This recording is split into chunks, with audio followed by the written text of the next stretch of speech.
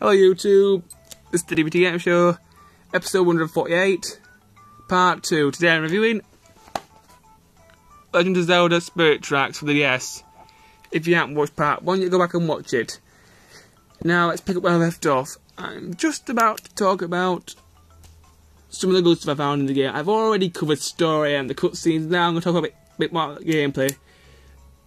And you'll go feel like this game is definitely the gameplay. The gameplay is very, very good. Now I'm going to talk about the train. The train in this game is awesome. I love trains. A lot of people that I knew when I talked to them about this game, they thought Zelda was going to be all modern when they brought out Spirit Tracks. But the train itself basically serves as a vehicle and nothing else. It is a really good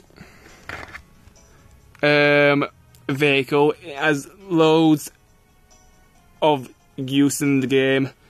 There's even one point in the game where you can drive your train underwater. You can see all the fishes and it's really cool. You can also make train parts for your train and collect different trains in the game. At the moment I've got this sort of like steel train, which took me ages to find all the treasures, and I think it looks really cool. Anyway, to make the train move, on the bottom screen you'll see all your different spirit tracks. You basically just use your stars to draw where you want to go. So I'm going to go to Zelda's castle. And then I hit go.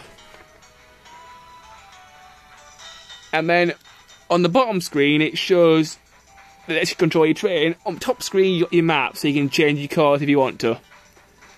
The cord at the top which lets you pull your whistle. On the right hand side you've got all your train's gears. You've got faster, slower, stop, reverse, and that sort of thing. If you touch the screen you can rotate the camera. And later in the game you do get a cannon so you can destroy enemies that are trying to attack and ruin your train. When you build new trains they may have a stat improvement. Example, the train I've got now has 6 hearts, whereas the train that I had in the original game only had 4. So it is worth building new trains. So I thought the train was a really good idea in the game. Anyway, YouTube, I'm just going to get to the town, and then I'll talk a bit more about the game, so give me a moment. Okay, YouTube, I've reached the town. Now I can talk about some more stuff. Another thing that you can do while you're on the train is, if you enter certain tunnels in the game, you can also fight bosses, and they can be quite difficult. The next thing I want to talk about is the note tool. Throughout the game, let's say if you're in a dungeon and you see a signpost or some writing on the dungeon wall, you can take notes. You write these notes on your map. So let's say if I find a switch put, I can write, it's that one first, then that one, then that one, and that one. So the note tool is really cool for solving all the different puzzles in the game. Most of the puzzles, the note tool helps out a lot. Although some of the puzzles in the game can be quite cryptic. The note tool helps out a lot. I think it's really cool. Another great thing about the game is the humour. There are a lot of funny cutscenes towards the end of the game and at the beginning of the game. So it's really a lot of fun. The game is really funny. Weapons in the game, well, there are lots of weapons in the game. You get the whirlwind, which I've already talked about. The boomerang, which I've already talked about. You got the whip. It's a very, very good weapon. It lets you swing across ledges and pull bits of enemies and that sort of thing. It also lets you grab onto stuff in dungeons as well. The whip sort of looks like a snake.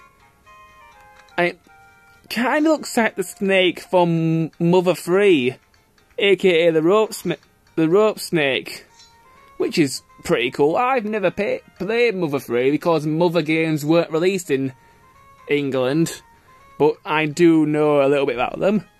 And it's kind of cool to see something that looks like the rope snake in a Zelda game. What weapons are in the game? Let's have a look. Got the bow and arrow, very good weapon. The aim is pretty much perfect in the game. It's very useful. You've got the bombs, classic item of a Zelda series. At the beginning of the game, you only get 10 bombs, which can be a bit restricting. But throughout the game, you do get bigger bomb bags and bigger quivers for your arrows, which is very, very useful. One of my favourite weapons is this staff thing. Basically, throughout the game, especially in the last dungeon where you get this weapon, there's loads and loads of sand, and if you use this sand staff on the sand, you can find hidden treasures. Example, in the dungeon itself, there's one point in the dungeon where you have to use the sand staff to make the sand rise and reveal a key for you. You can find giant rupees, that sort of thing. This sand rod, sand staff, whatever you want to call it, is very, very cool.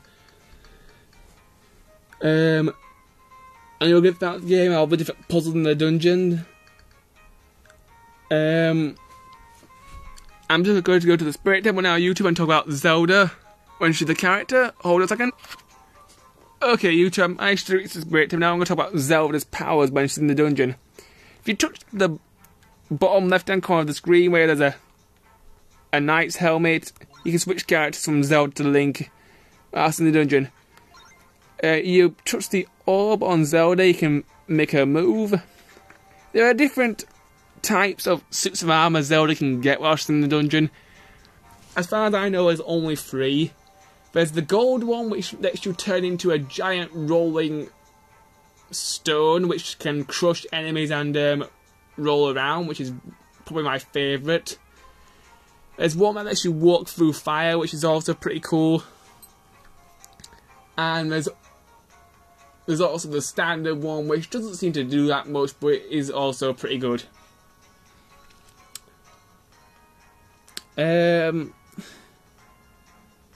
YouTube, I'm just going to cut to another point in the game, so I'll be right back. Okay, YouTube, I've headed back to the town because I want to talk about a few more things. Now I'm going to talk about sword moves. There aren't that many sword moves in the game, although they have put a few new ones in. You still got your slash, your thrust and that sort of thing, and your spin attack. That's your basic sword move stuff. One thing that they've added in is the sword beam. I haven't unlocked the sword beam yet because I haven't found enough rabbits for it yet, but it is in there. There's also the hurricane blade from Wind Waker, but I haven't found that one either because I haven't collected enough stamps yet. But there are some new sword moves which are quite cool. There are some collectibles in the game.